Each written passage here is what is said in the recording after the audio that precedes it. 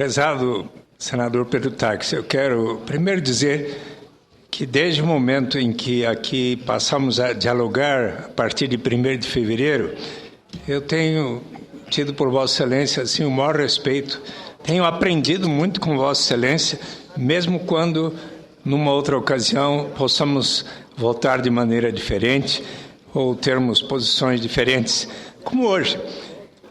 Mas eu gostaria de lhe aqui reiterar o meu cumprimento aos ministros Joaquim Barbosa, Marco Aurélio Mello, Luiz Fux, Carmen Lúcia, Ricardo Lewandowski, Carlos Aires de Brito, que são extraordinários juristas e que votaram de acordo com aquilo que já havia a maior parte dos ministros do Supremo Tribunal Federal, quando por 5-4 afirmaram que caberia ao presidente da República a decisão com base nos termos do Tratado Brasil-Itália de extradição e com base na própria avaliação do presidente, se porventura considerasse, e a critério dele, que poderia haver qualquer tipo de perseguição a Cesare Battisti na Itália, se lá voltasse. Ademais, Vossa Excelência aqui mencionou que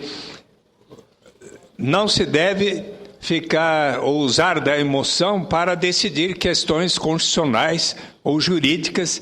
Acredito que estivesse falando comigo porque eu me emocionei ao responder a Vossa Excelência. Mas eu gostaria de lhe dizer, eu estive lá ontem com o senador João Pedro e se uma coisa nos impressionou foram as 3 horas poderia chamar até de jus esperneandi, que o ministro Gilmar Mendes utilizou para colocar toda a sua argumentação, e foram muitas as ocasiões em que ele, gesticulando muito mais do que eu estou fazendo aqui, e falando, de repente, mais alto,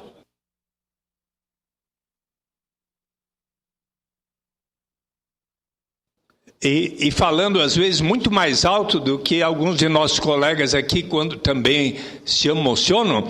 Portanto, o ministro Gilmar Mendes, para defender o seu ponto de vista, talvez ele estivesse preocupado, puxa, como é que eu hoje vou perder por 3-6? Mas ele também se emocionou.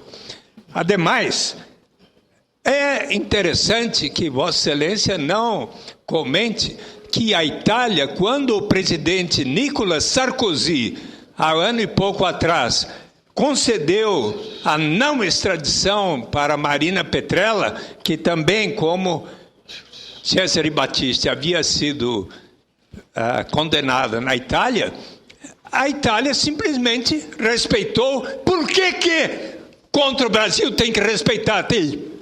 Por que ministro italiano está até dizendo que não quer que a Itália venha participar da Copa de 2014 aqui no Brasil? E por que o senhor Gilmar Mendes, o ministro César Peluso, a senhora Ellen Grace, embora tenham recebido as informações sobre como é que ali na corte italiana Cesare Battisti foi defendido por alguém que falseou a procuração para defendê-lo e foi conivente com a delação premiada daqueles que disseram que Cesare Battisti tinha matado 4 pessoas, quando ele nega que o tenha feito. Diferentemente de Bin Laden, que disse que matou e cometeu o atentado, chefiou intelectualmente o atentado ali no Pentágono e para derrubar as torres. Então é um caso muito diferente.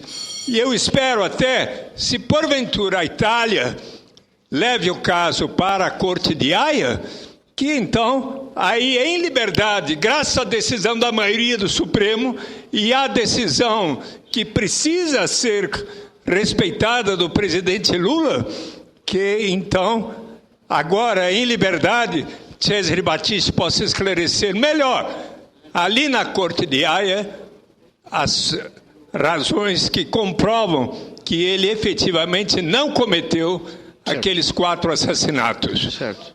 Eu fico pensando, senador Suplicy, na emoção dos familiares das vítimas depois desta decisão do Supremo Tribunal Federal. Eu gostaria de dizer a Vossa Excelência, se Vossa Excelência me permite... Eu conheço a troca de cartas entre Alberto Torregiani, filho do senhor Torregiani, um dos assassinatos, e o próprio Cesare Battisti, porque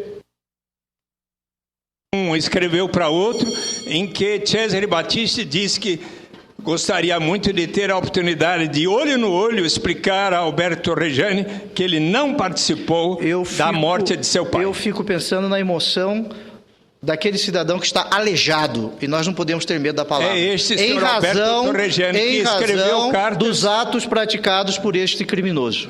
Vamos falar de emoção. Eu respeito a posição de Vossa Excelência. E também respeito a posição de Vossa Excelência e lembro aquele senador cujo busto que ali se encontra. Eu não concordo com ela, mas eu defendo o direito de Vossa Excelência expressar a vossa fala. Eu agradeço. Na biblioteca do Senado existem mais de 200 mil volumes. Livros, sem falar em arquivos digitais. Existem 11 ministros do Supremo Tribunal Federal.